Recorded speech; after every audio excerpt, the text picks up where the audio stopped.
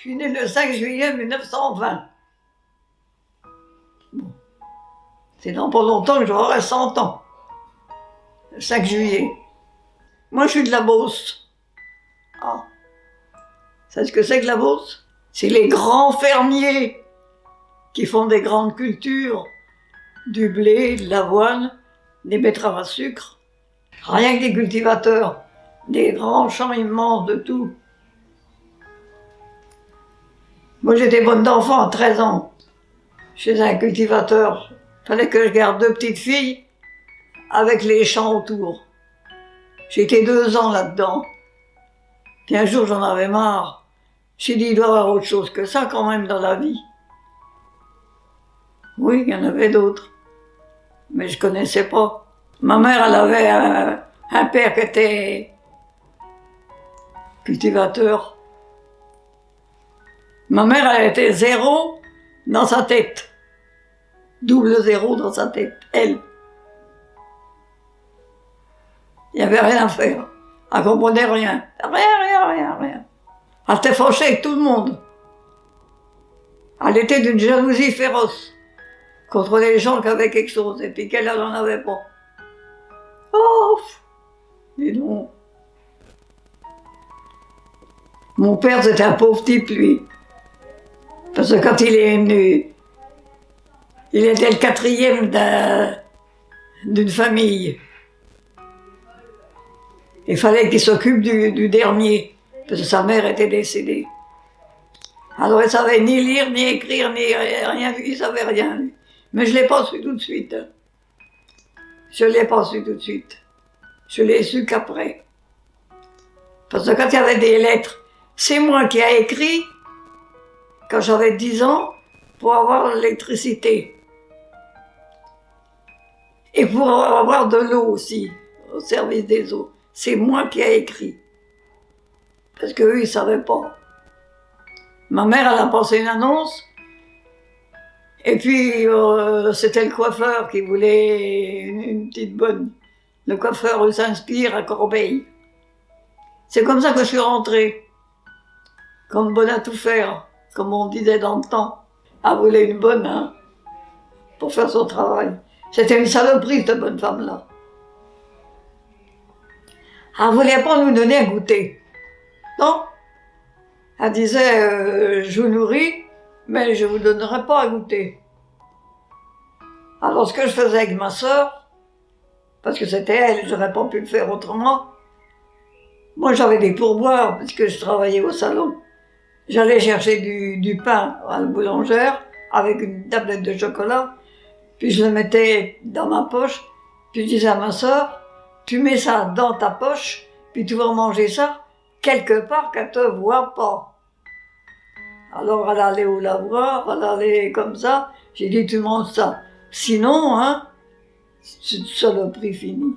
Elle était mauvaise parce qu'elle n'a pas pu avoir d'enfant. Parce que quand elle avait 16 ans, il a brûlé la thyroïde.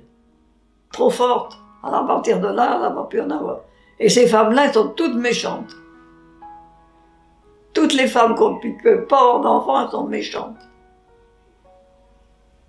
En principe, c'est comme ça que ça marche.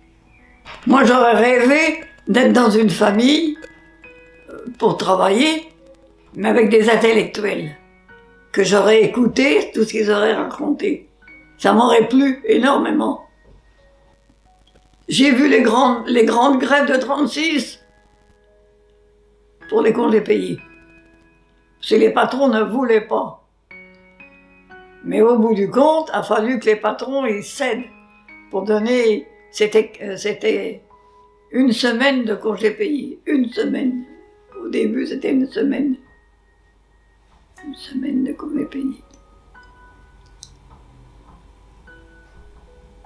C'était la misère, hein. On couchait dans une maison où, quand je dis gelé, les tuyaux étaient gelés. Il fallait dormir là-dedans. Fallait bien. Alors on faisait chauffer une brique, on mettait là, et puis on s'enfournait dans le lit, au fond, pour avoir chaud. Et on dormait comme ça. On n'avait pas le choix, hein. On en a vu, hein, quand même, hein. On se lavait pas beaucoup, hein. Oh ben, les autres étaient glacés. Quand je vois maintenant qu'ils sont toujours en train de se laver, oh bah, attends. Je me dis donc. Parce qu'on a eu aussi l'occupation allemande pendant 4 ans, hein, les Allemands. Alors là, la trouille, hein, avec eux. C'est que, hein, à 6h30, je pense tout le temps à ça, à 6h30, les Allemands, ils voulaient que les maisons soient fermées. Les volets et tout est à 6h30. Et quand je vois ici qu'à 6h30, je pense toujours à ça. Parce qu'eux, ils le font à 6h30 aussi. Il y avait mon voisin. Après 6h30, c'était défendu de sortir dehors. Et lui, il avait un chien. Il a dit, après tout, moi, je m'en fous des Allemands. Je vais aller sortir mon chien. Juste, il a sorti, il y avait une patrouille qui a passé, une patrouille allemande qui a passé. Et lui, il avait son chien. Et moi, on l'a jamais revu. Jamais. Parce qu'ils ont embarqué le bonhomme et le chien. Jamais il est revenu. Qu'est-ce qu'ils en ont fait? C'était terrible, terrible, terrible. Hein. Il y avait une jeune fille, elle avait mon âge, elle avait 20 ans.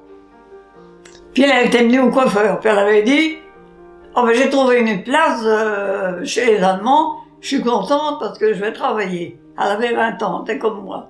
Bon, elle se fait couper les cheveux, elle fait tout ça. Bon. Et puis elle a rentré chez eux. Les Allemands, ils étaient à la commandanture. Et puis ça a duré un moment. Et un jour, on n'a jamais su ce qui s'était passé. Qu'est-ce que la fille, elle a fait? Est-ce qu'elle a vu des documents secrets des Allemands? C'est possible ça aussi. Ou est-ce qu'elle était enceinte d'un type? On ne sait pas non plus. Parce qu'il y en avait plusieurs, hein. Et ce jour-là, on n'a jamais su pourquoi, elle a pris les escaliers en courant. Elle a descendu les escaliers en courant. Et lui, il s'est mis sur le bord. Sur le bord. Avec son pétard. Et elle a couru.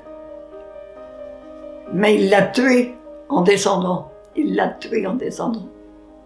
Alors elle a roulé et puis on n'a jamais su. Même sa mère amenée au salon, sa mère elle savait pas non plus. Qu'est-ce qui s'est passé? Elle était comme moi, elle avait 20 ans. C'est qu'eux, ils rigolaient pas. Hein. Oh, dis donc. Et quand la guerre a été finie, mon patron, il nous a dit avec ma sœur, je suis fier de vous les filles, hein, parce que vous n'avez pas côtoyé et été avec les Allemands. Parce qu'il y avait des femmes qui allaient travailler en Allemagne. Et ils se faisaient embaucher par en Allemagne. Notre voisine, elle a été en Allemagne, et elle est revenue avec le gros ventre. Oui, ils les ont tondus. Alors comme on était coiffeur, quand elle était tondue, elle revenait au salon pour pouvoir avoir une perruque. Parce que les cheveux, ça pousse pas comme ça, hein. On avait plein de trucs comme ça. On n'était pas malheureux. On était malheureux, mais on ne savait pas. Vous avez tout ce qu'il faut. Allez donc. Vous savez, vous avez tout ce qu'il faut.